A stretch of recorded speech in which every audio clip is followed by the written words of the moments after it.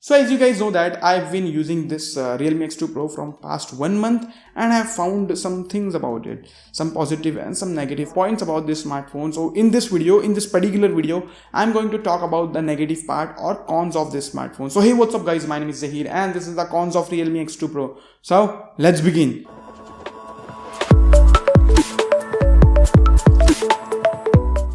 So first of all, before I start the video, let me give you a small disclaimer over here. I have already made and uploaded a pros of this phone.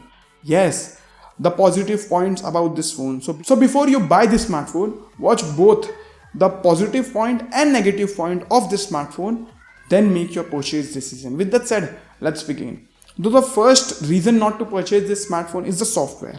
I mean, it has color OS and I don't think so that it's a very good OS in my opinion. It's decent, there are some ads present, but I feel that the color OS should be a little bit lighter because it's very heavy and it hogs on the hardware. Even with the 90Hz panel, sometimes it does not feel that fluid. So it should be a little bit more cleaner. Then after that, the design, it has very boring design, very like 2017-ish design with that notch and all those things. I don't like the design of this phone that much, but the build quality is good. Then we don't have any expandable storage option with this smartphone. No SD card support, sorry guys. So this smartphone does not have any water resistance, so don't jump in the swimming pool with this smartphone, okay? Then the last point is the heating issues. Sometimes when I'm using this smartphone, I feel that it heats up, not by a huge margin, but still there are some minor heating issues and I feel that it will be fixed in the future software update. But let's see, there are some minor heating issues with this smartphone in the gaming as well as in the normal day-to-day usage.